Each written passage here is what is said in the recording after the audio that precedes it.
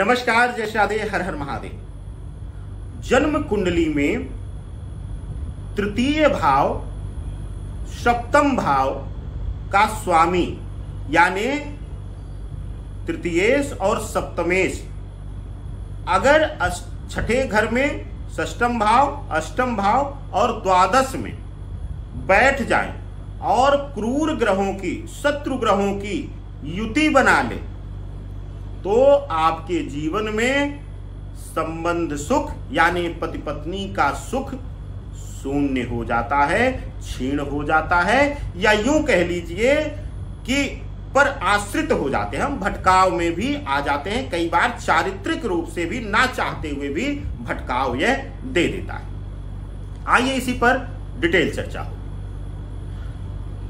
जन्म कुंडली का तृतीय भाव और सप्तम भाव जो हमने शोध किया है, तृतीय भाव प्रेम और पराक्रम का है। पराक्रम कैसा? पति पत्नी का पराक्रम एक दूसरे से होता है, यानी गृहस्थ जीवन में जब हम बन जाते हैं तो पराक्रम जो है एक दूसरे का हम बन जाते हैं। सप्तम भाव पार्टनरशिप का यानी कि पति पत्नी का, यानी कि जीवन संगिनी, जीवन साथी का।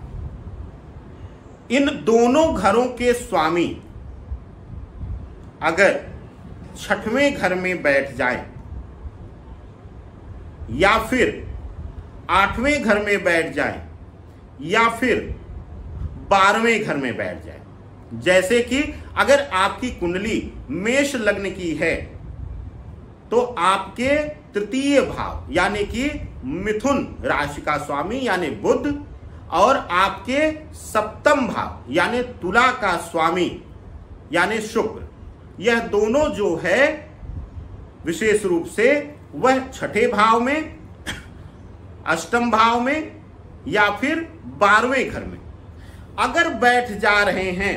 ज्योतिष का बहुत एक्यूरेट सूत्र है, विशेष शोध के द्वारा इसको मैं आप सब तक लाया हूं। जो ज्योतिष के जानकार हैं इस पर शोध भी करिएगा। अगर बैठ जा रहे हैं इन तीनों घरों में, जो यह तीनों पाप घर कहे जाते हैं, तो आपके जीवन में संबंध सुख शून्य हो जाता है, चाहे मानसिक, चाहे शारीरिक, इमोशनली या फिजिकली। दोनों में से कोई भी एक हो सकता है या दोनों हो सकते हैं। यह एकदम से शून्य कर देता है। तो ऐसी अवस्था में हम भटकाव की तरफ जाते हैं, हम पर आश्रित होना चाहते हैं, हम दूसरे में वही सुख तलाश करते हैं, हम दूसरे के द्वारा उस सुख के लिए ललायित हो जाते हैं, आकर्षित हो जाते हैं और छलावे के शिकार भी हम हो जाते हैं। यह विशेष शोध है और इसको आप अपने आसपास, अपने जीवन में, अपने मित्रों के हितों के या फिर परिवार के किसी सदस्य की कुंडली में भी आप चेक कर सकते हैं। अपना लग्न देख लीजिएगा, लग्न से तृतीय और सप्तम का स्वामी देख लीजिएगा कौन है, उनकी स्थिति कुंडली में कहां। अब अगर ऐसी स्थिति बन रही है तो क्या करें आप? उपाय क्या उपाय करना है आपको? पहला कि सप्तमेश का, सप्तम भाव का जो स्वामी हो उसका रत्न आप पहन लीजिए और वो भी अभिमंत्रित करा करके। उन पत्थर के विक्रेताओं पर भरोसा मत करिए। स्टोन कहां कहां से कितने सैकड़ों वर्ष वह कितनी यातनाएं सहकर दब करके वह पत्थर बनता है, उसके बाद कई हाथों से गुजर करके वह आप तक पहुंचता है। उसमें कितने लोगों की नकारात्मक ऊर्जाएं हैं। बिना अभिमंत्रित कराए हुए आप रत्न कभी भी मत पहनिएगा।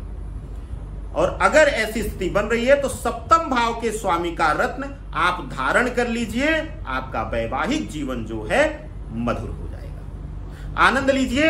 ऐसे ही छोटे छोटे उपायों के लिए, ऐसी सटीक जानकारी के लिए एस्ट्रो फॉर लाइफ को सब्सक्राइब जरूर कर लीजिए। नमस्कार, जय श्री राधे, हर हर महादेव।